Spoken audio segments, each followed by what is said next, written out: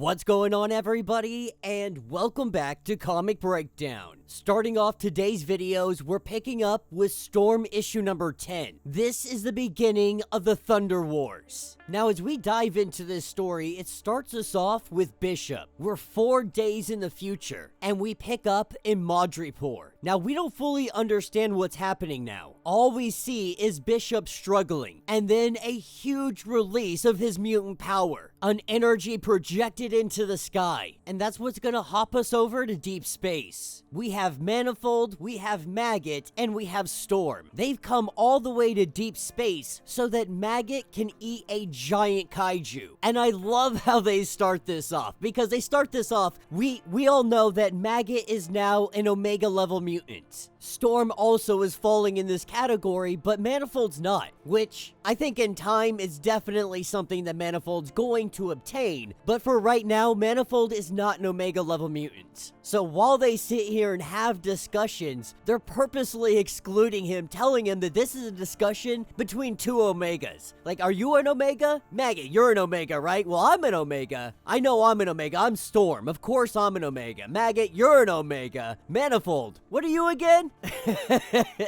Like, they're just really giving him a hard time. But over the course of the next 3 days, Maggot devours this thing, eats up every single bit of this kaiju. This is all in preparation for day 4. We pick up on Drun. This is realm of the Drishas. This is home to Sango. Storm is coming for the gods. She promised that she would return for them, Sango being another lightning god. If you guys remember in the previous issues, Storm was ambushed. The gods came for her and she was barely able to escape. Now she's ready to take the fight to them. And while Sango believes that he may have the upper hand against her, he is gravely mistaken, because this is when we have the giant fist of Maggot. It just comes crashing in. He ate that kaiju so that he could become as big as a freaking building. Storm didn't come alone. She came with help. She came with friends. She's not leaving anything to chance. Storm is a master strategist. You see, Storm enlisted the help of Manifold and Gateway.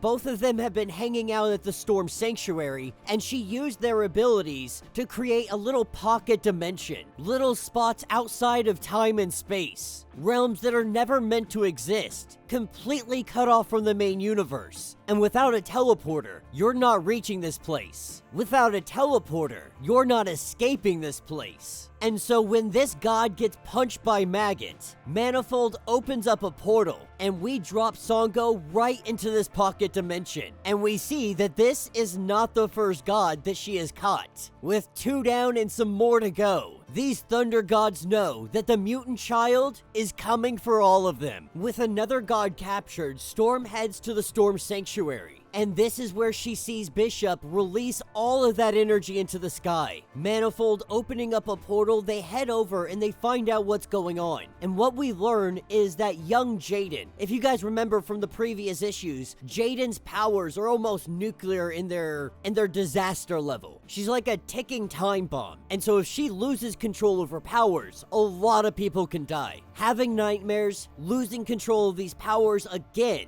Bishop absorbed all of it and he had to find a safe place to release it. But now they might have to be on the run. That loose energy, it's gonna be tracked. They're gonna find out who we are and where we are. And in the midst of this conversation, blood is strewn everywhere. We see Maggot's head just disappear. Nothing but blood.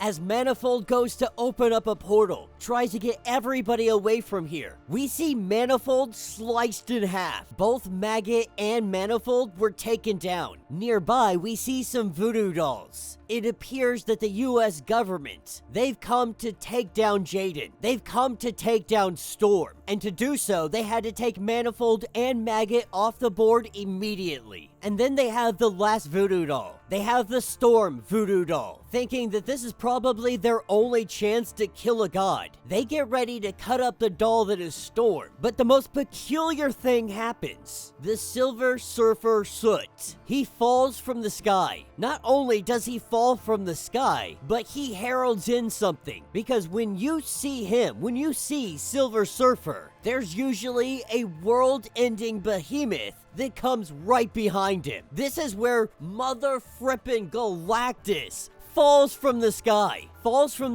lands on the agents, and prevents the death of Storm. And if you're as confused as I am, don't worry, because we gotta remember that we're dealing with cosmic beings. We're dealing with things like eternity. We're dealing with things like infinity. This is where we see the sky open up and infinity arrives. The unknowable expansion of all reality. She says that the World Eater Galactus and his herald have given her no satisfying answers. She saved them from the Black Winter, but even beating them to within an inch of their lives, they never swayed. But Infinity has come to Storm, because Storm, she would know. Where is her twin brother? What has Storm done with Eternity? And that will be the end of this issue. So let me know what you guys think down in the comments. Alright, holy crap, guys. Like, wow, that was a lot going on in this issue. Not only are we starting off the Thunder Wars, but it's starting off with a bang. Now, Storm is keeping the gods in a pocket dimension. She's picking them up one by one, and then she holds them prisoner. To what end, for how long, we don't really understand yet. But we know that she needs to take them off the board. One less threat that she has to face while this whole Thunder Wars are going on. But this is also kind of small time in comparison to the big picture. Now, the US government, they came in and they played their part. They took out Maggot, they took out Manifold. But we have to assume that these probably aren't going to be permanent deaths. I mean, let's be real. We're dealing with Eternity, we're dealing with Infinity, we're dealing with all the cosmic entities. We're dealing with all of these gods. The likelihood that they're dead is probably slim to none. But it does take them off the board temporarily so that Storm is losing allies, so that she's gonna have to face whatever comes by herself. And the stroke of pure luck,